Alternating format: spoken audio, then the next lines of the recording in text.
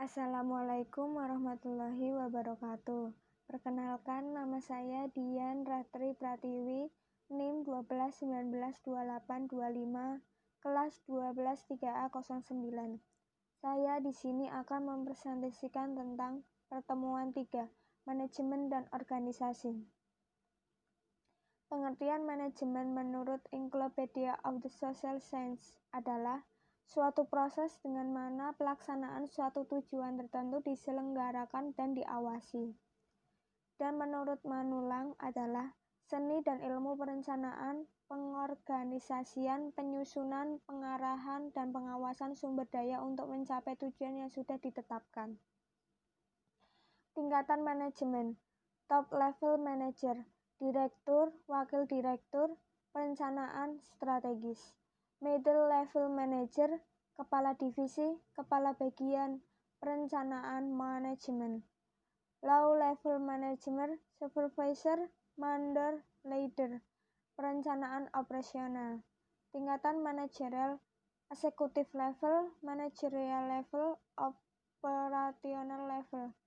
Fungsi manajemen, planning, organizing, staffing, direction, controlling. Manajemen dan sifat informasi.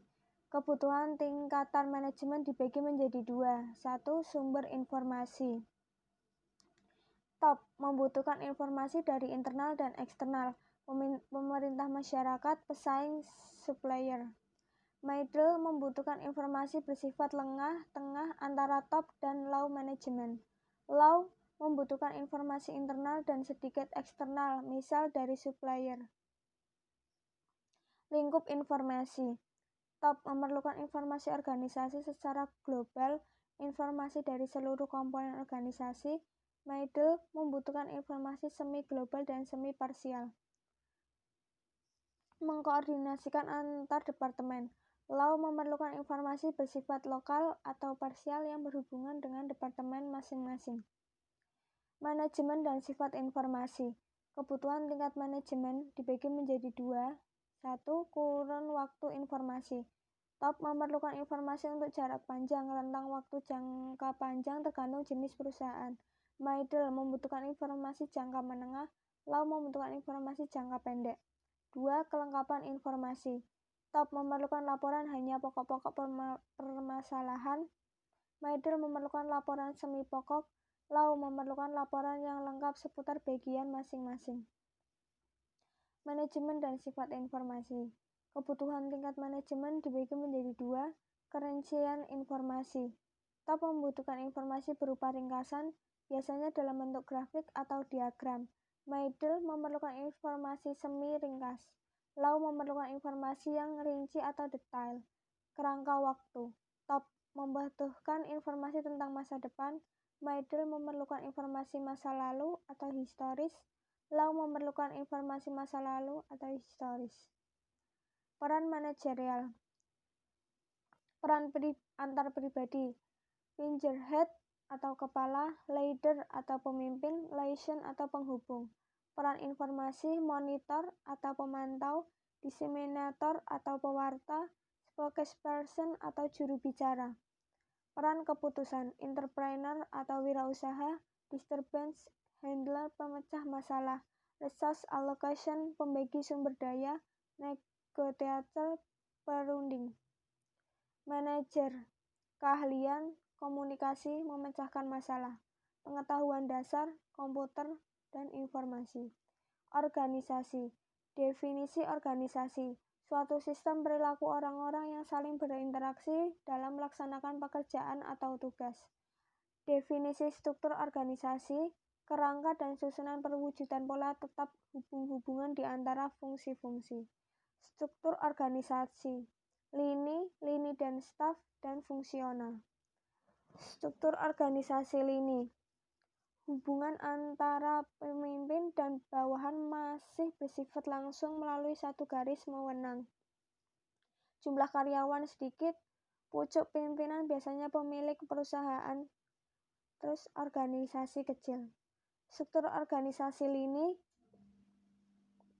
Keuntungan, kesatuan pemimpinan berada dalam satu tangan, pengambilan keputusan cepat, garis pimpinan tegas, pengendalian secara ketat dapat dilaksanakan.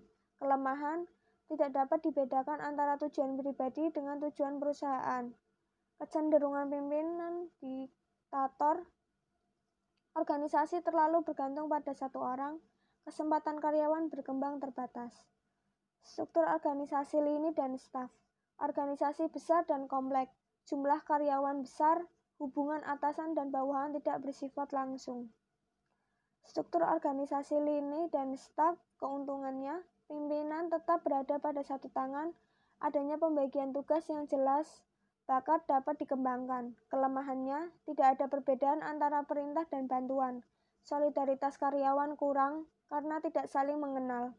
Persaingan kurang sehat sering terjadi. Struktur organisasi fungsional. Pembidangan tugas dapat dibedakan dengan jelas. Spesialisasi karyawan dapat berkembang optimal. Bawahan akan menerima perintah dari beberapa atasan. Struktur organisasi fungsional keuntungan, karyawan dapat terampil di bidang masing-masing. Efisiensi dan produktivitas dapat ditingkatkan. Solidaritas moral dan disiplin karyawan tinggi. Kelemahan, pekerjaan kadang-kadang sangat bosan.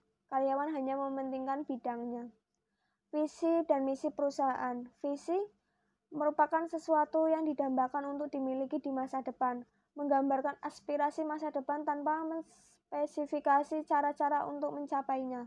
Misi, apa yang harus dikerjakan oleh perusahaan dalam usahanya mewujudkan visi yang telah dirumuskan. Contoh visi dan misi perusahaan. Visi, menjadi perusahaan telekomunikasi yang unggul dalam memberikan pelayanan. Misi, memberikan layanan prima kepada seluruh pelanggan, memberikan kesempatan bagi karyawan untuk berkarya dan berprestasi, meningkatkan kepedulian kepada masyarakat. Contoh organisasi lini, sistem, analisa sistem penyewaan lapangan futsal pada lapangan futsal ABC Jakarta. Owner, terus kasir, terus cleaning service. Gambar tampilan struktur organisasi lini. Contoh organisasi lini pada lapangan futsal ABC. Visi, menjadikan ABC Futsal sebagai lapangan futsal pertama dengan fasilitas modern, lengkap dan menjamin keselamatan serta menjadi lapangan futsal utama. Misi, menambahkan karpet vinyl pada lapangan agar mengurangi dampak cedera bagi pemain futsal. Meminjamkan bola secara gratis bagi penyewa lapangan, mengadakan perlombaan kompetisi futsal, menyediakan lahan parkir yang luas. Contoh organisasi lini dan staf beauty furnitur ABC. Visi, memberikan kesejahteraan kepada karyawan dan menjadi distributor furnitur terbesar di wilayah Jakarta. Misinya, menyediakan jasa pengiriman produk yang cepat, melakukan promosi secara berkala untuk memasarkan produk furnitur, terus berinovasi terhadap model-model yang baru.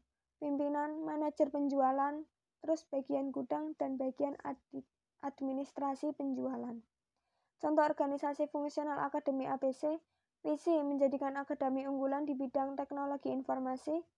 Misi, menghasilkan tenaga terampil di bidang teknologi informasi yang berkualitas, menguasai dasar berpikir ilmiah di bidang teknologi informasi yang profesional.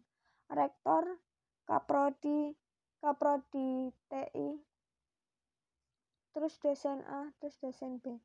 Sekian dari presentasi saya ucapkan terima kasih. Wassalamualaikum warahmatullahi wabarakatuh.